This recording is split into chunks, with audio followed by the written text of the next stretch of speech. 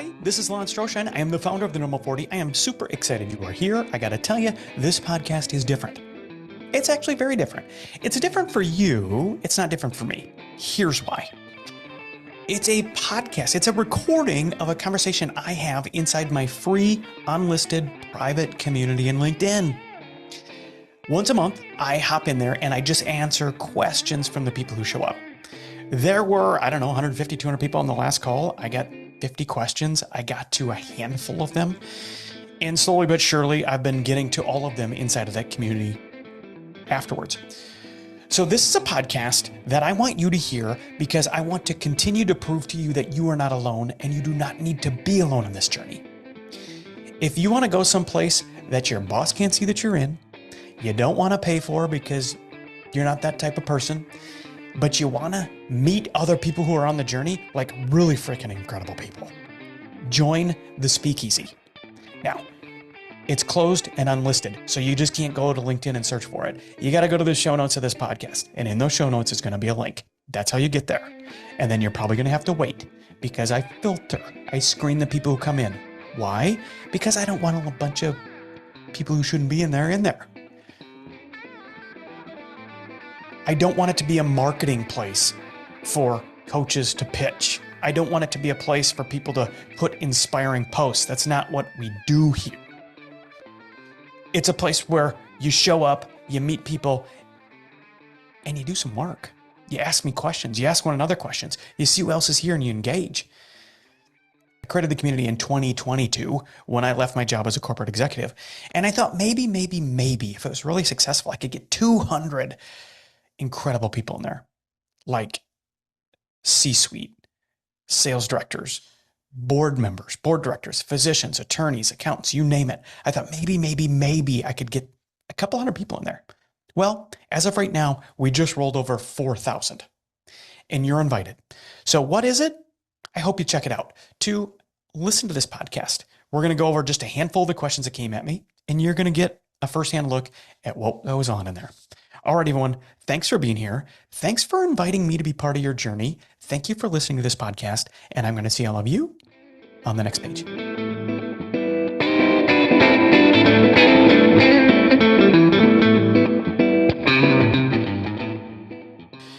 But Rick asked me, what drove you to create a community-based approach versus, his words, not mine, a single savior within the Normal 40 recipe?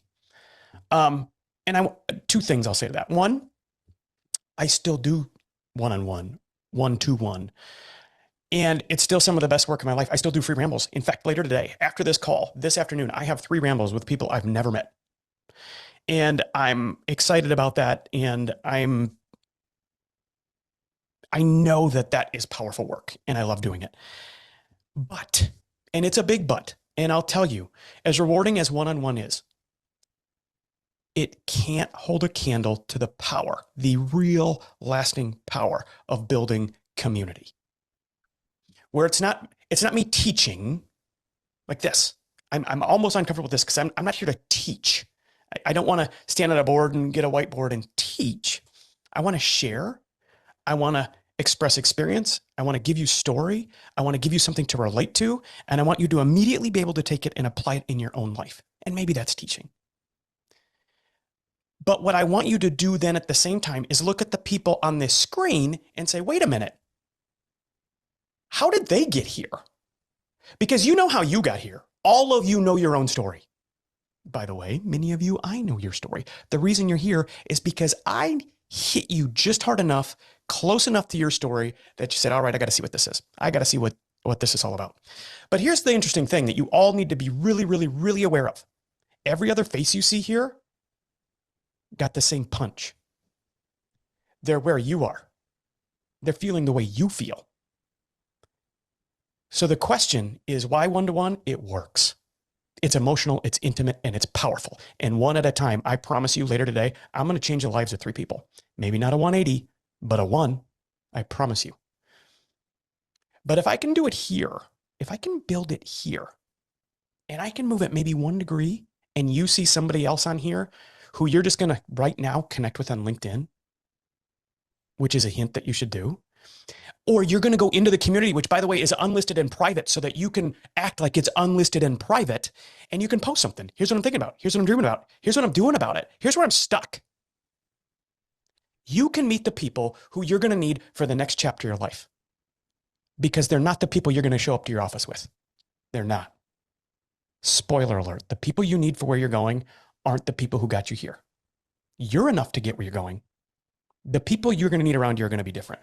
So I go back to the question, why am I giving so much of my attention to building a community? Because it's so much more powerful. It's so much more lasting. It's so much more enduring. And it's so much more accessible and available. That's why I'm doing it. All right. What a great way to start. I looked at the questions and I thought, these are really powerful questions, really great questions. But they fall into one of four buckets. First bucket is purpose. What in the hell am I doing here, man? Is this it? This is what really, I'm working my ass off, but I don't feel like this is the best work of my life. Purpose questions. How do I find it? Where is it? Give me the answer. Risk. Once I know, what in the hell am I going to do about it? How do I really do it? What if it fails? How do I recover if it doesn't work according to plan? Risk. It's everywhere. It's normal to think about risk and to think about the downside, especially when you're not forced to have to, when you're introducing the risk, when you're letting the risk in, when you're inviting the risk in, when really I would challenge you. If we're one-on-one, I'd tell you this, it's not really risk. And you know it. It's uncertainty. And there's a big damn difference. So what are we going to do? Cross the bridge. Reduce the uncertainty. One little thing at a time. Not one big event. One little thing at a time. And in time, you realize it really was never a risk. The risk was in doing nothing. The uncertainty, sure, it's in front of you, but we can solve that. Third bucket, relationships. Really important. The relationships with people at work, the relationships with people at home, the relationships with people I care about and care about me, the people who bet on me, the people I'm betting on. Relationships. How awesome to be concerned about that. It's not a problem to be worried about that. It's a problem if you're not. Relationships, beautiful questions. And the last one is a big one that nobody really likes to talk about because it's so self-centered, but legacy. Nobody wants to talk about their legacy. Gross. But I'm telling you, and I promise you, all of you are going to have one. All of you are building it right now. Some of you are being more intentional about it than others. Legacy. It's a thing. It matters. And the sooner you welcome it in, not as an ego thing, but as the time in your life when you've been made ready to do more and you're going to do it, that's legacy. And all of the questions fall into one of those four buckets. All right. Brian's questions are the aspects of Normal 40 that apply if I enjoy working where I am, but yet no, there is more I can do. Well, I cut and paste, and obviously there's some typos in there, but are there aspects of Normal 40 that I can apply to my life, even if I like what I'm doing? Oh man, let me tell you. Normal 40 for me, most people think started on February 2nd, 2022. Why? Probably because I let them believe that, because that's the day I quit. That's the day I put in my resignation letter. Actually, it's not. I put in my resignation letter before that, but that's the day I said, I'm done. My work here is done and I'm going to go figure out what I'm going to do. February 3rd is the first time I posted LinkedIn as just a dude, not a corporate executive leading mergers and acquisitions. And that's the day my life changed because a whole bunch of people just like you showed up and said, holy shit, man, I feel the same way. Here's the thing though. Normal 40 for me didn't start on February 3rd, 2022. It started on or around November 20th, 2019, before anybody had even heard the word COVID. And it started because I started to feel like the best work of my life was in front of me and that I couldn't figure out for the life of me if I could live it where I was working, even though I loved my job. I love my team. I still talk to the team. The leadership team I work with are my friends. I respect them. They're smart, talented, good, and the mission we were on was worthy. But it was not going to lead me to the best work of my life. And the most frustrating thing is I had no idea what it was. That's why it started in 2019. I didn't actually make a move until 2022 2.5, almost 3 years later. But that's when Normal 40 started working for me. And I actually became a better employee in my last 2.5 years there. Here's why. I started doing something on the side. Okay, you're probably asking a very great question. Why does that matter? Why does doing something on the side help you be a great employee? I got to quit sharing. Because one of the things that happens when you're a great employee is you wait for other people to recognize it. You wait for your annual review. You look at the size of your bonus and the number of options that your boss gave you. You kind of wait. You've been rounded out by this point in your professional career to not say what's really on your mind, but to nudge the conversation ever so gently as to not put yourself in risk. There's that word again. Not to put yourself at risk professionally, but yet maybe assert yourself just a little bit. And as long as you don't have anything to fall back on, or dare I say fall forward into, guess what? You're going to be pretty tender-footed about what you really want to effing say. Every time. Every time. So why did I become a better employee when I started at Plan B? Because I started to learn my voice. I started to remember my power. I started to think through and reason through. Oh yeah, I'm not successful because for the last 10 years I've had this. I'm successful because the 10 years before that I risked it all. Oh yeah. And it wasn't until I started taking on clients on the side, writing on the side, coaching on the side for free, because I loved it. It wasn't until then that I realized, look, I'm in the room, damn it. I'm at the table, damn it. I'm going to say what needs to be said, damn it. And you know what? Then people noticed. So, can going down the Normal 40 highway, surrounding yourself with people who already are, or are on a mission like you to be somewhere else in 2 to 10 years from now, is it better to do that now with people before you're ready, or damn right it is. Because it's still going to take you time. And you're going to love, and I mean it, you're going to love the person you meet along the way, to remembering who it is you used to be. I encourage all of you, even if you're not sure you're going to leave, you're pretty sure you're going to stay. When I started, I was pretty sure I was going to stay. But I knew playing it the way I was playing it wasn't going to lead to the best work of my life. I'll say it again. You're in this room for a reason. All of you. This is where, I'll say it again. This is really important. My dad, very recently, we were at a funeral. And my dad is not a speaker. He's an 85-year-old rancher. And he'll often tell people that when he comes to meetings, if he could just sit in his tractor cab in the meeting, he would give everyone hell, and he could just orate and bring people to laughter or tears and make his point. But to sit in his chair or to stand up in a crowd and say what needs to be said, he can't do that. And we were at this point in this funeral where the family, and it was a small family, and there were not many of us there, were asking for people to share stories. And my dad grew up with this woman, knew her for 80 of his 85 years. And I said, Dad, don't you have a story? And he goes, yeah, but I can't say it. And I looked at him and I said, Dad, I want you to hear this. You've got about 15 more seconds. And if you don't get up and say it, you'll walk out of here and regret that you didn't. I promise you. He stood up, walked to the front, grabbed the microphone, and told a story that everyone remembers to this day. All of you are staring at a line. You're here because you know right in front of you is a line. You can see it in the stand. You can feel it. You know that you're one person on this side of the line.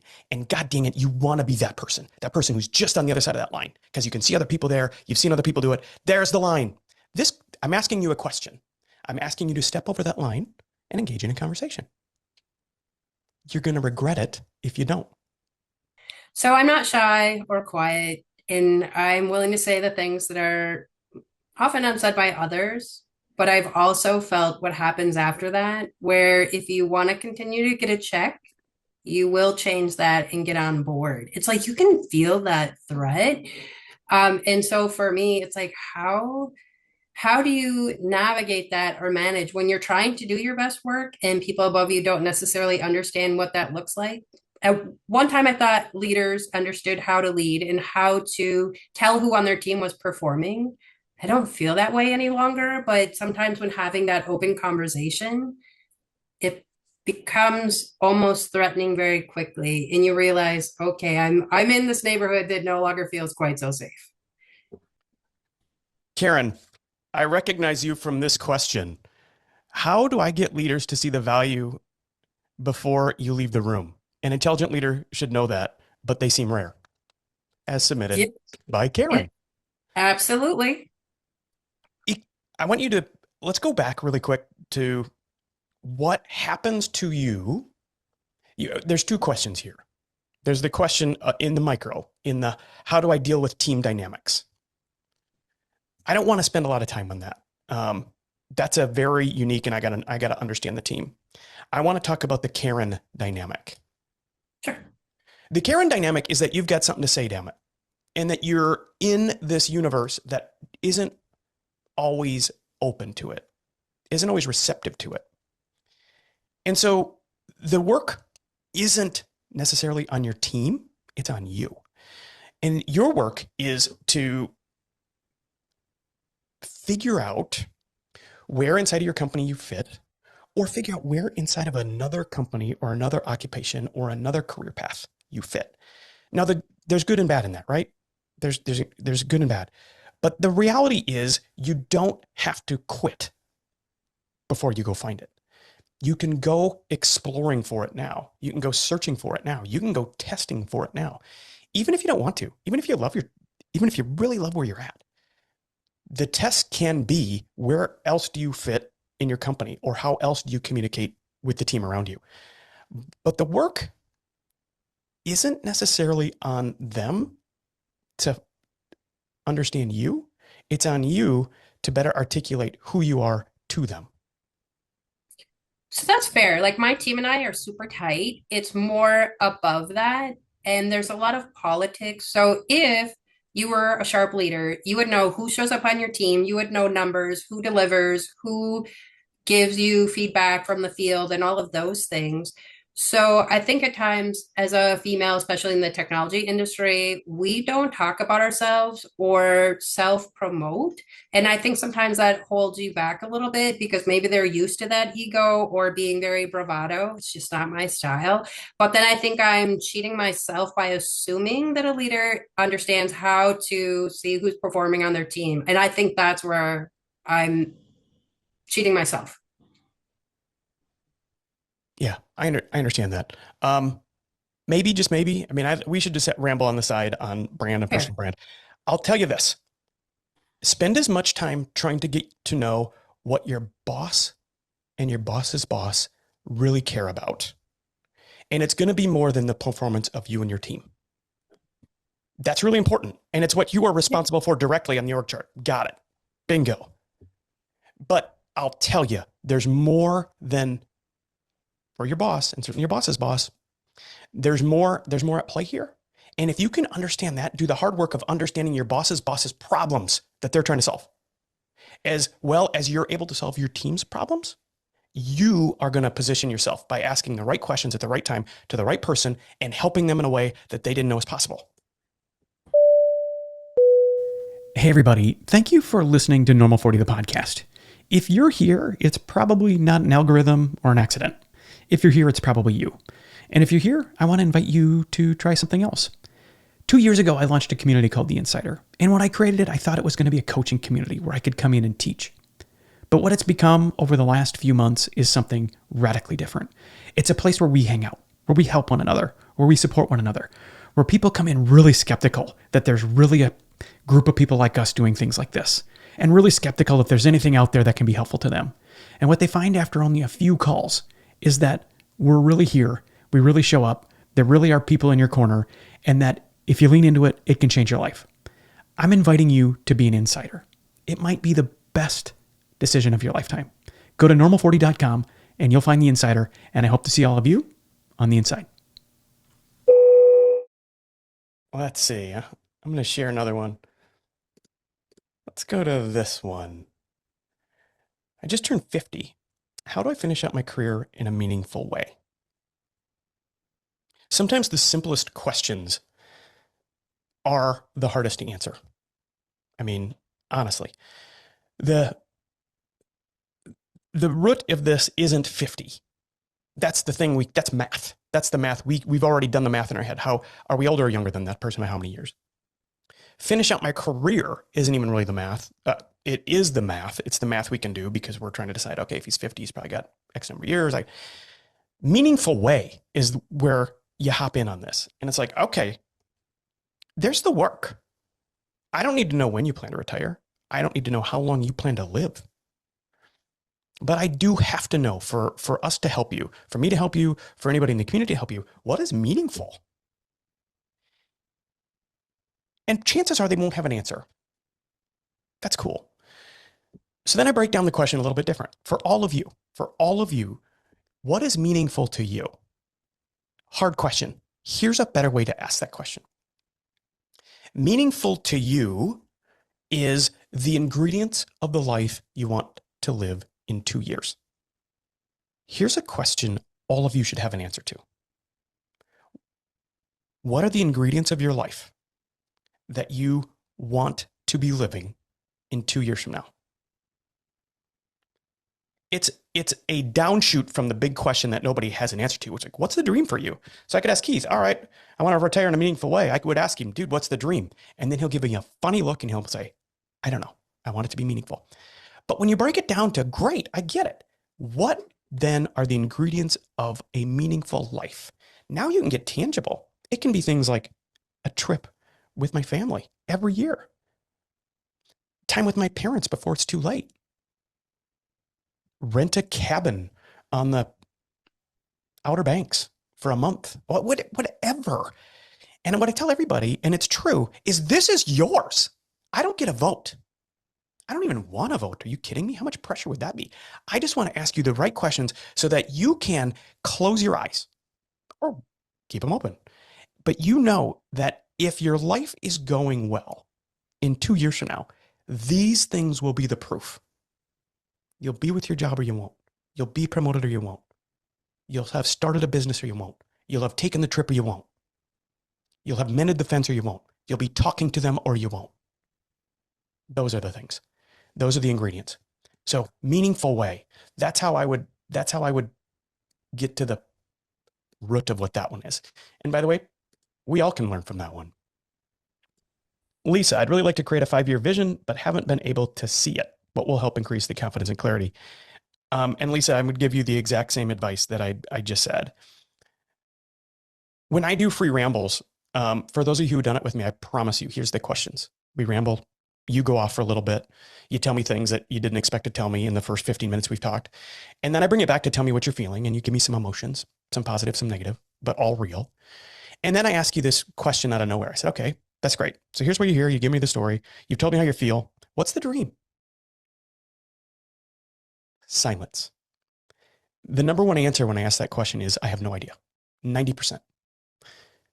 I know that's the answer.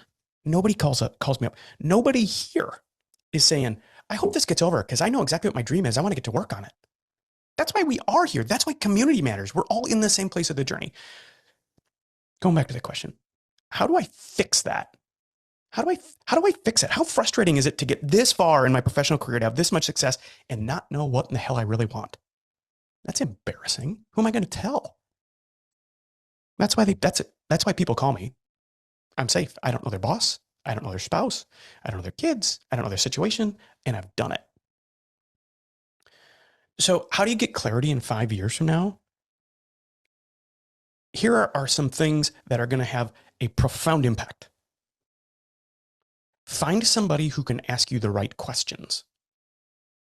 Ideally, it's somebody who's done it, that you admire, that you've been watching.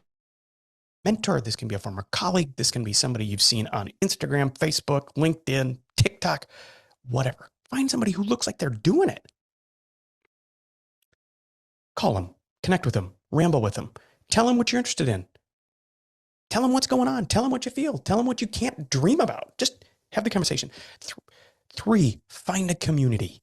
Find your people. You'll undervalue this until it's so obvious that you can't unknow it. The people you need for where you're going aren't the people who you're probably surrounding yourself with now. They're the people who need you to stay. They're the people who want you to stay. They're the people who, if you leave, they're going to wonder what in the hell are they supposed to do next? You have to surround yourself with people who are doing it, people who are going to be your people for the next best chapter of your life. People really, really matter. Find someone, ask them out, find your new people, and get really clear. Like really clear on this very simple question. It doesn't have to be hard. It's just our free form writing. And if you're in my vintage, I ask you to draw your life in 3 years, and then I break it down into if this is fantastic. So the question I just asked, in 2 years, put your own timeline to it. Don't go out further than 3. It doesn't matter. 1 year is pretty good, but then it's going to hold you accountable to actually doing something in January. What are the ingredients of your life on this day in 2026, December the 16th? What are the ingredients on this day, December 16th, 2026, that are different in your life? That are ingredients of your life that you want to be different. What's changed? What have you done? What's present? The more clarity you can give to that answer, which is really weird, journaling, talking to friends, finding someone to ramble with about it, going out on a date with your spouse and saying, hey, look, I just got to tell you what's on my mind. All of these things are flexing this muscle that you forgot how to use, this muscle that is your dream muscle. I talk to physicians. I talk to attorneys. I talk to business owners. I talk to sales executives. I talk to street sweepers. I talk to whatever. And I ask them, what's the dream? You're 40 something or 50 something or 60 something.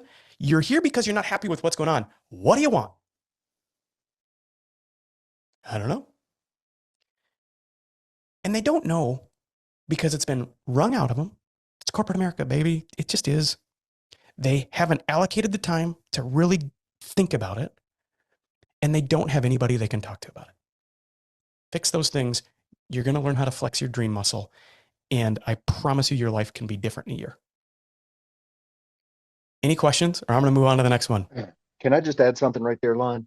Patrick, dude, if people, welcome to the party, man. I didn't even realize you were here. Yeah.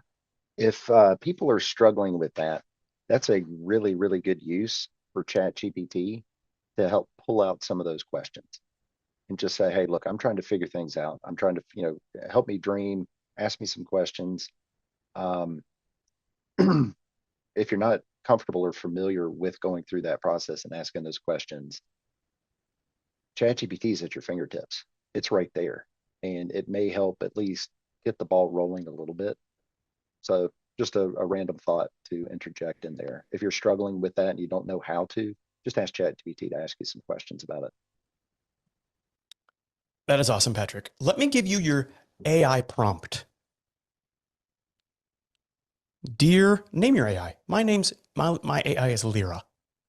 Lyra, I've had incredible success. Here's where I'm at in my life. Put your little biography in there. I don't need to write yours. But I know I want a different life in 1 year from now, and I don't know what it is. I want to focus on the ingredients. Ask me questions one at a time that helps me get clear, that helps build clarity around the life I actually want to be living in 1 year. That's it. Ask your thinking partner to be your thinking partner. Give me the questions I need to be thinking about. And it's gonna be an incredible way to get started. It's going to be an incredible way to get started. It still won't give you a community. It still won't give you somebody you can hug, right, but it's going to give you a lot of great nuggets to get spinning up on. Yeah. Yeah. The community part is just, I'm, for those of you who I've never met before, I went through Vintage with Lon, and it was a life-changing experience. I think I was a little bit further along in my journey than some of the folks that I was in there with, but it just really drove home for me the importance of community, to the point where I'm launching my own community for physicians and some healthcare specific little niche. But the community aspect of it, we can't do this stuff alone. I think that's been proven because otherwise we wouldn't be here. All right. We do need that sense of community. And, Lon has just taught me, I mean, I could write a book just on what he has done and the normal 40 community, the normal 40 mindset. So yes, having a community of like-minded people who you can commiserate with, but most importantly, being able to support each other is just so essential.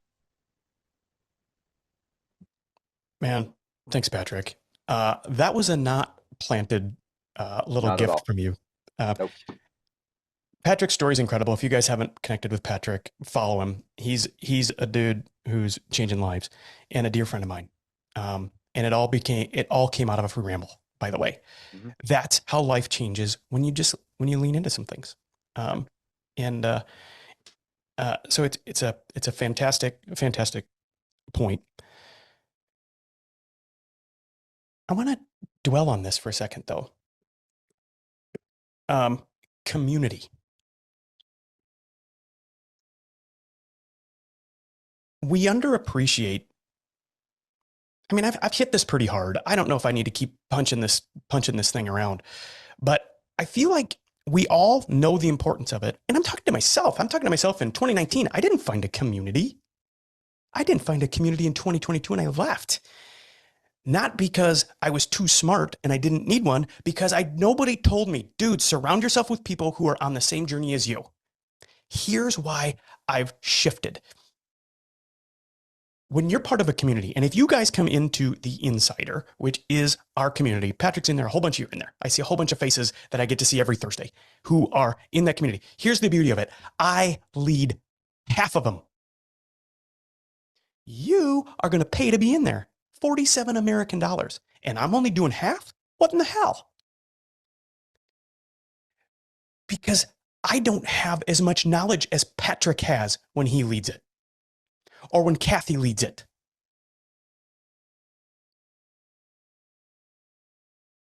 You get a different experience from somebody else who's got a different story, who's on the same journey as you, maybe a step behind you, maybe a step ahead of you, but they're leading it from where they're at. You get to come in and do two things: get coached and be a coach. And when it's your turn to lead, when you get asked to lead it, you got to rise up. You got to practice your voice. You got to do this. And you're going to come out of that experience going, holy shit, that was awesome. Joel's done it. Paul's done it. They've led the community. A community isn't a place to sit and take notes. A community, when done right, is a place for you to come in, see who needs help, and to give from your gifts, because it's going to remind you what your gifts are. And when you need help, others are going to see it and they're going to show up and be your fan. It's launch day, Paul. Son of a bitch, where do we show up? We've done it. Joel, you're starting a new business. Son of a bitch, where do we go? How do we support you? Kathy, you're going out on your own. I want to hire you. You're fantastic. Who else can we help in the community? These are things. You have fans. These are the people who are there for you for where you're going, not for where you're at. Community. Find one. Find one. It is so important. Okay, let's talk about something that isn't community. I've done quite a bit of writing and praying to find my passions, my purpose. How do you find this within yourself? What a fantastic question. And my bet is all of you are wrestling with that. Even if you think you know the answer, you're still wondering. And that's part of it. When people come in to the Insider or into Vintage, in my very first meeting I have with people in Vintage, I tell the group, and it's 6, I tell them, look, here's the deal. You're here because you want the answers. And you kind of want them today. You kind of want the answers so that you can just go get busy being on mission. And I get it. And if you can't get them right away, can you at least get them in a month or maybe 2? And I tell them a couple things. I say, first of all, you're going to want your answers in 5G speed. It's like type in a chat GPT prompt. Here's your answer. Boom, new life. Isn't that great? And if you're really lucky, if we've got the the best T1 connection in the world. I'm really reaching back to my 1990s vernacular here. You're going to get a 256K dial-up that's screeching and earing, and you're asking questions and it's still trying to keep up. Transformation and knowing who you're here to be isn't a flash of lightning. It will not be, I promise you, it will not be a moment of eureka. It wasn't for me. Hell no. It was a 1,000 moments of, that's interesting. You mean if I just tell my story that I quit my job and I don't know what I'm going to do, but I'm trusting myself to figure it out, which was my February 3rd post, 40 people will show up and say, hey, I feel the same way? That's interesting. I had no idea what I was going to do with it. I said, oh, well, maybe I should talk to some of these people. I did. I didn't even post the next day. I did a post a few days later. I talked to a few people. Turns out I'm not alone.